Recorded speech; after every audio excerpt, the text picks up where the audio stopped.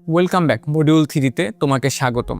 Module 2-তে আমরা কিবোর্ডের লেআউটের একটা ডিপ ডাইভ করেছি। তুমি জেনেছো কিভাবে কোয়েট্রি, ডেভরক বা কলমার্ক তোমার ফিউচার ক্যারিয়ারের জন্য একটা বেটার চয়েস হতে পারে।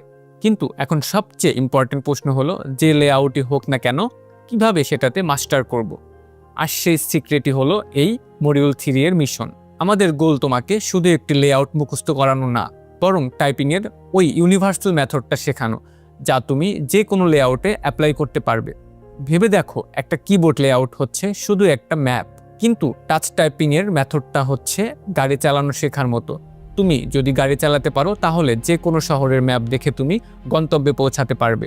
ঠিক তেমনই এই মেথডটা মাস্টার করলে ফিউচারে যদি তোমার ডেভরক বা অন্য কোনো লেআউটে সুইচ করার প্রয়োজন হয়, তুমি খুব সহজেই সেটা করতে পারবে। তোমার ফাউন্ডেশনাল স্কিল ট্রান্সফারেবল থাকবে। এই মেথডটা মাস্টার করার মূল কারণ হলো তোমার ব্রেনকে অপ্রয়োজনীয় কাজ থেকে মুক্ত করা।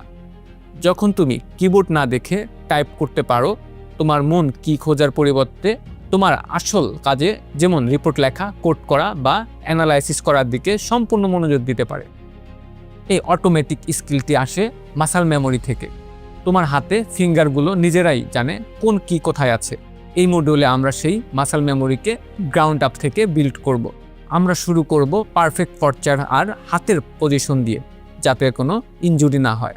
তারপর আমরা কিবোর্ডের কমান্ড সেন্টার অর্থাৎ হোম রকে মাস্টার করব। স্টেপ বাই স্টেপ আমরা পুরো কিবোর্ডের সবগুলো কির সাথে তোমার ফিঙ্গারকে পরিচিত করব। মনে রাখবে, আমাদের ফার্স্ট গোল স্পিড না, আমাদের ফার্স্ট গোল হচ্ছে rhythm and accuracy. So are you ready?